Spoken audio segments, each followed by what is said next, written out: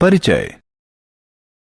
वह कौन सी एक गतिविधि है जिसमें सभी सजीव असचेत रूप से शामिल होते हैं और वह उनके अस्तित्व के लिए आवश्यक है? हाँ, श्वसन। सभी सजीव, चाहे वे पादप हों या जंतु या मनुष्य, सभी श्वसन करते हैं। मनुष्य अपने फेफड़ों के माध्यम से श्वसन करते हैं, तो वहीं पादप अपनी पत्तियों पर उपस्थित छोटे छिद्रों के माध्यम से। विभिन्न जंतुओं में श्वसन के लिए विभिन्न अंग होते हैं। मछली अपने गलफड़ यानी गिल की सहायता से श्वसन करती है। मेंढक और केंचुए अपनी त्वचा से और कीट अपने श्वास रंध्रों से। इस पाठ में हम मनुष्यों में श्वसन प्रक्रिया का विस्तार से अध्ययन करेंगे।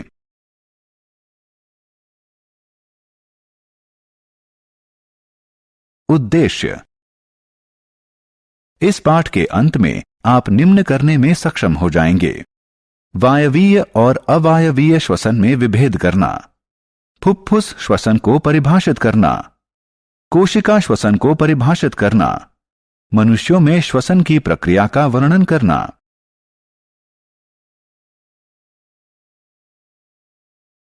फुफ्फुस श्वसन। आइए देखें कि श्वसन क्या है। जब एक मनुष्य श्वास लेता है तो वह अवांछित कार्बन डाइऑक्साइड से ऑक्सीजन का विनिमय करता है, जो कि उसके जीवित रहने के लिए अति आवश्यक है। श्वसन के दो चरण होते हैं, अंतःश्वसन और उच्छ्वसन। वायु से ऑक्सीजन शरीर के भीतर लेने को अंतःश्वसन कहते हैं। कार्बन डाइऑक्साइड को शरीर से बाहर वातावरण में निर्मुक्त करने को उच्छ्वसन कहते हैं।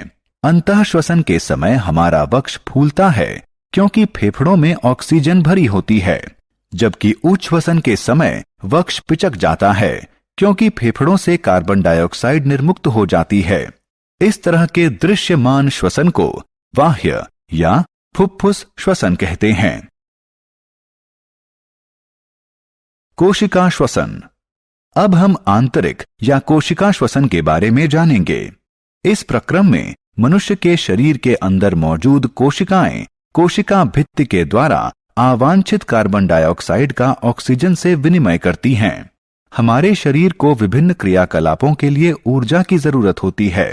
यह ऊर्जा हमारे द्वारा ग्रहण किए आहार के ग्लूकोज में विखंडित होने से उत्पन्न होती है। आहार के विखंडन के लिए अंतःश्वसन से प्राप्त ऑक्सीजन की आवश्यकता होती है। अतः कोशिका श्वसन वह प्रक्रम है जिससे कोशिकाएं भोजन से प्राप्त ऊर्जा का उपयोग करती हैं।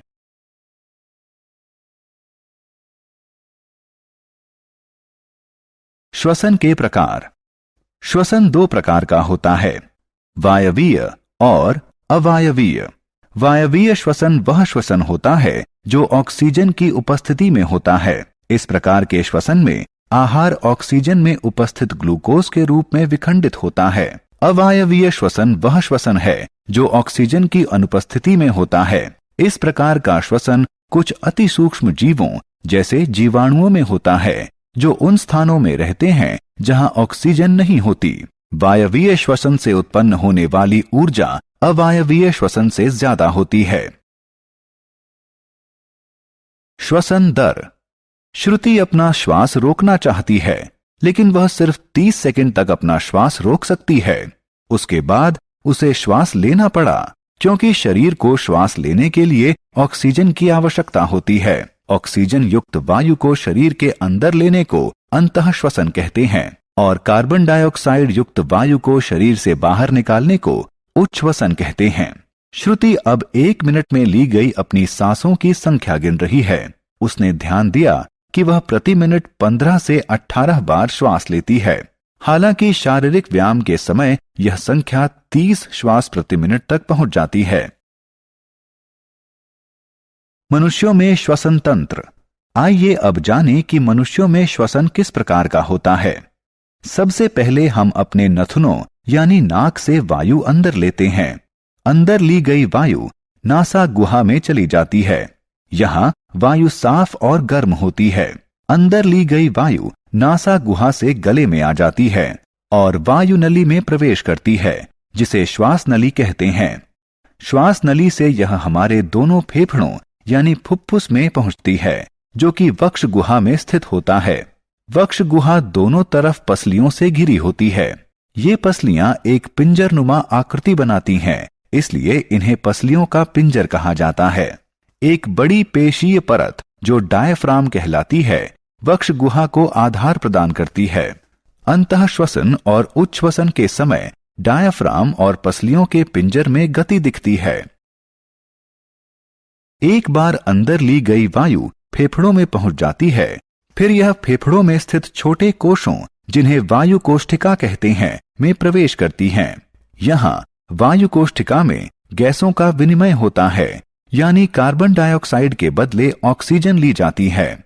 वायु कोष्ठिका में उपस्थित ऑक्सीजन रक्त में जाती है और कोशिका श्वसन में प्रयुक्त होती है। रक्त में उपस्थित कार्बन डाइऑक्साइड वायु कोष्ठिका में आ जाती है और उच्छ्वसन के माध्यम से मनुष्य के शरीर से बाहर निकाल दी जाती है। अंतः श्वसन और उच्छ्वसन। जब हम श्वास अंदर लेते हैं या अंतः श्वसन करते हैं तो पसलियां ऊपर को गति करती हैं और हमारा डायाफ्राम सिकुड़ जाता है और नीचे को गति करता है। यह हमारी वक्ष गुहा के आयतन को बढ़ा देता है, जिसमें हमारे फेफड़े फैलते हैं। जब हमारे फेफड़े फैलते हैं तो वायु हमारी नाक और मुंह द्वारा अंदर ली जाती है। वायु श्वास नली से होकर हमारे फेफड़ों तक पहुंचती है। जब हम श्वास बाहर छोड़ते हैं तो पसलियां नीचे की तरफ गति करती हैं और डायाफ्राम शिथिल होता है और ऊपर वक्ष गुहा की तरफ गति करता है। जब वक्ष गुहा का आयतन कम होता है तब कार्बन डाइऑक्साइड युक्त वायु फेफड़ों और वायु नली से बाहर निकलने के लिए बाध्य होती है और फिर हमारी नाक और मुंह से बाहर निकल जाती है। सारांश। आइए हमने जो कुछ सीखा है उसे संक्षेप में दोहराएं। अंतः श्वसन का अर्थ है वायु से ऑक्सीजन शरीर के अंदर लेना। उच्छ्वसन का अर्थ है कार्बन डाइऑक्साइड को शरीर से बाहर वातावरण में छोड़ना। कोशिका श्वसन तब होता है जब कोशिकाएं कोशिका भित्ति के माध्यम से कार्बन डाइऑक्साइड का ऑक्सीजन से विनिमय करती हैं।